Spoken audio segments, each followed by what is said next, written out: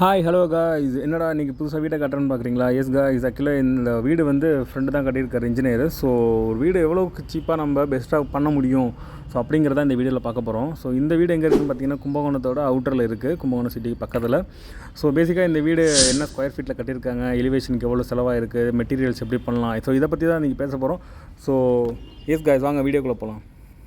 So இன்றைக்கி நம்ம வீடியோவில் என் பக்கத்தில் யார் இருக்கான்னு பார்த்தீங்கன்னா, இந்த சைட் இந்த பில்டிங் கட்டின இன்ஜினியர் என் ஃப்ரெண்ட் அவர் இருக்கார். ஸோ இந்த பில்டிங்கில் உள்ள டவுட்ஸ்லாம் நம்ம அவர்கிட்ட கேட்டு கிளியர் பண்ணிப்போம்.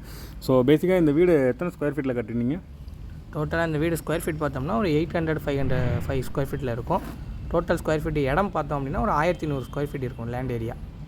ஒரு நார்மலாக வீடு கட்டணும் அப்படின்னா எவ்வளோ ஸ்கொயர் ஃபீட்டில் கட்டலாம்? ஒரு 4 பேர் உள்ள குடும்பத்துக்கு 4 பேர் இருக்கிறது கரெக்டாக இருக்கணும் அப்படின்னா ஒரு 800லேருந்து ஒரு 900 ஸ்கொயர் ஃபீட்டு கட்டினோம்னாலே கொஞ்சம் தாராளமாகவே இருக்கலாம். ஓகே, இப்போ அந்த போர்ட்டிக்கு எவ்வளோ கேப் விட்ருக்கீங்க? எவ்வளோ ஸ்கொயர் ஃபீட் இது? போர்ட்டிகோ ஸ்கொயர் ஃபீட் பார்த்தோம் அப்படின்னா ஒரு 96 ஸ்கொயர் ஃபீட்டில் இருக்கும்.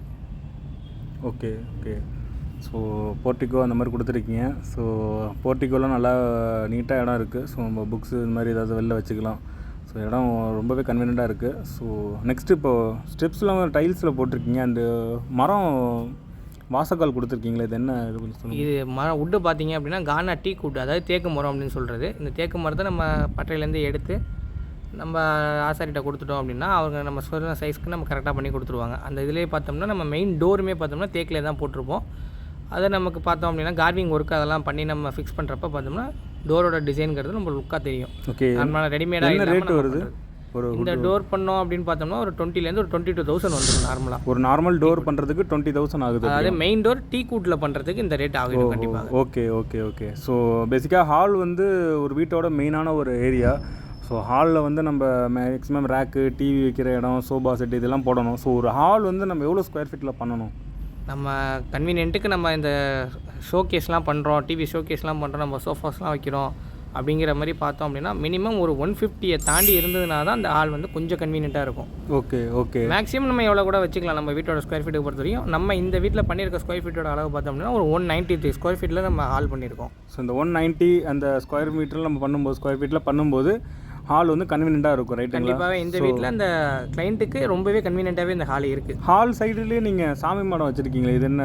இல்லை, இப்போ பூஜை ரூம் அப்படின்னு பார்த்தோம் அப்படின்னா சாமி வந்து ஈஸ்ட் பார்த்து இருக்கணும். ஸோ நம்ம அந்த மாதிரி தான் ப்ளேஸ் பண்ணி கட்டியிருப்போம். அதுக்கு நம்ம தனியாக ரூம்னு விட்டுட்டோம் அப்படின்னா ஹாலோட ஏரியாவில் குறைஞ்சிரும். ஸோ அதனால் ஹால்லேயே வந்து நம்ம கடப்பாக்கல்லில் கட்டிட்டு அதுக்கு நம்ம ப்ளைவுட் டோர் போட்டு நம்ம அதுவும் கொடுத்துட்டோம். ஸோ அதுவே கிளைண்ட்ஸ் எல்லாம் போதும் அப்படிங்கிற மாதிரி சொல்லிட்டாங்க. இப்போ ஹால்லேருந்தே பார்த்தீங்கன்னா ஒரு பெட்ரூம் ஒன்று இருக்குது. ஸோ வாசக்கால்லேருந்து உள்ளே வந்தோடனே ஹால்லேருந்து பெட்ரூம் இருக்குது. இது எப்படி? இது இல்லை, இந்த பெட்ரூம் பார்த்தீங்கன்னா சவுத் வெஸ்ட் கார்னரில் உள்ள மாஸ்டர் பெட்ரூம். அங்கே தான் மாஸ்டர் பெட்ரூம் நம்ம வைப்போம். அது பார்த்தோம் அப்படின்னா ஒரு 120 ஸ்கொயர் ஃபீட்டில் கட்டியிருப்போம். ப்ளஸ் அதிலே அட்டாச் பாத்ரூமும் ஒரு 40லேருந்து ஒரு 46 ஸ்கொயர் ஃபீட்டில் கட்டி கொடுத்துருப்போம். ஓகே, இப்போ மாஸ்டர் பெட்ரூம்னா எவ்வளோ ஸ்கொயர் ஃபீட்டில் வைக்கலாம்? மாஸ்டர் பெட்ரூம் அப்படின்னா ஒரு 200 ஸ்கொயர் ஃபீட்டில் கூட நம்ம பண்ணிக்கலாம். நம்ம வீட்டோட கன்வீனியன்ட்டை பொறுத்து தான் இருக்குது. மினிமம் ஒரு 120க்கு மேலே இருந்ததுன்னா அப்படின்னா தான் கொஞ்சமாவது கன்வீனியன்ட்டாக இருக்கும் அந்த பெட்ரூம். ஓகே, பார்த்தேன் டோர் நம்ம கட்டில் அதெல்லாம் போட்டோம் அப்படின்னா கொஞ்சம் இடம் அடைஞ்சு போயிடும். ஒரு கபோர்டு நம்ம கட்டி கொடுத்துருவோம். ஸோ அதுவும் கொஞ்சம் ஸ்பேஸ் ஆக்குபை பண்ணிடும். Okay okay. இப்போ ஆக்சுவலாக சாமி மாடம் வந்து நீங்கள் எந்த வுட் ஒர்க்கில் பண்ணியிருக்கீங்க? எப்படி அது? ஒரு சாமி மாடம் வந்து நமக்கு இந்த பிளேஸாக பண்ணியிருக்கிறது பார்த்தோம் அப்படின்னா கடப்பாக்கல் ப்ளஸ் நம்ம சிவில் ஒர்க்கில் பண்ணிட்டோம். டோர் வந்து பார்த்தோம் அப்படின்னா நம்ம மெம்பரின்லேருந்து எடுத்து பண்ணுற நம்ம கபோர்டு ஒர்க்ஸில் பண்ணிவிட்டு மைக்கா ப்ளேஸ் பண்ணி நம்ம டோர் பண்ணி கொடுத்துட்டோம்.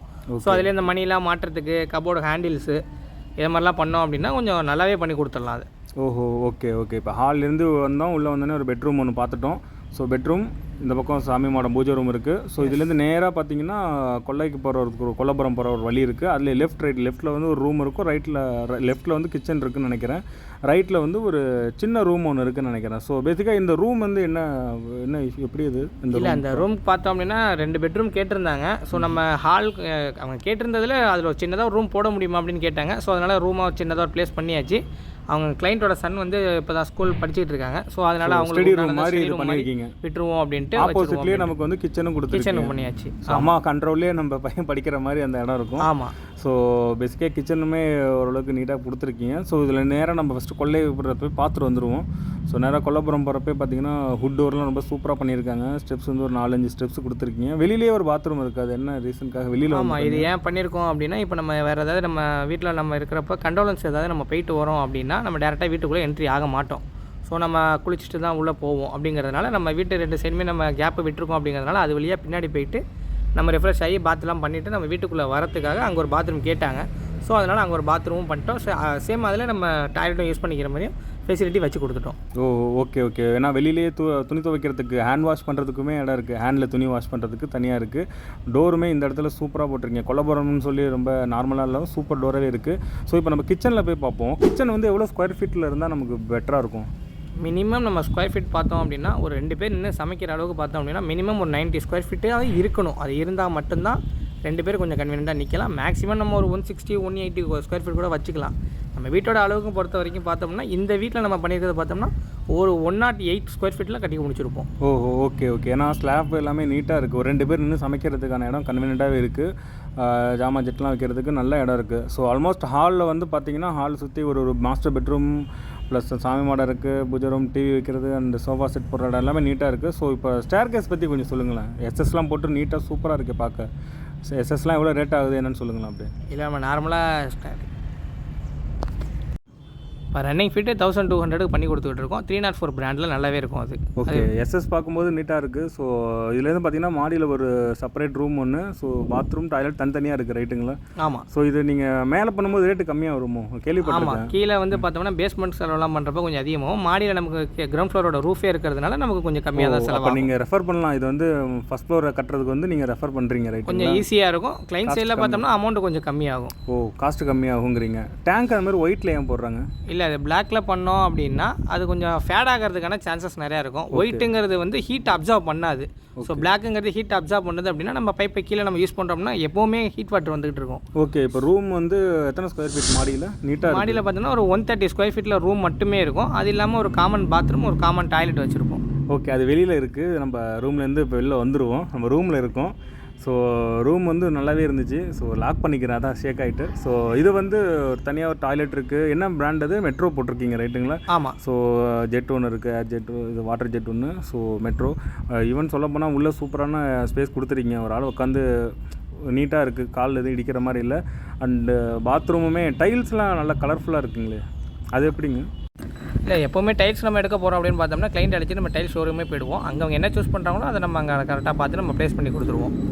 ஓகே. ஆல்மோஸ்ட் வந்து நம்ம வீடியோட எண்டுக்கு வந்துட்டோம். ஸோ அவுட்லுக் எல்லாமே சூப்பராக இருக்குது. ஸோ எனக்கு ஒரு பட்ஜெட் சொல்லுங்கண்ணா. ஒரு 3 டைப் ஆஃப் வீடு என்ன பட்ஜெட்டில் தரலாம் பண்ணலாம்?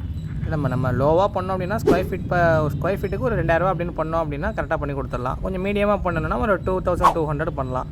கொஞ்சம் லக்ஸரியாக பண்ணோம் அப்படின்னா ஒரு 2400லாம் பண்ணோம் அப்படின்னா நம்ம கிளாரிட்டியாக சூப்பராக இன்னும் பண்ணி கொடுத்துடலாம். ஓகே கைஸ், ஆல்மோஸ்ட் என் ஃப்ரெண்ட் இன்ஜினியர் அவர் சைட்லேருந்து பாயிண்ட்லாம் சொல்லிட்டாரு. நம்ம வீடியோட எண்டுக்கு வந்துட்டோம்.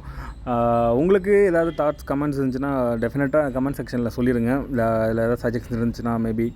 And thank you guys, thanks for your visit and thanks. And any doubts please comment. Thank you guys. So இந்த வீடியோ பிடிச்சிருந்துச்சுன்னா நம்ம வீடியோ சப்ஸ்கிரைப் பண்ணுங்கள் அண்ட் லைக், கமெண்ட், ஷேர் பண்ணிடுங்க. Thank you so much guys.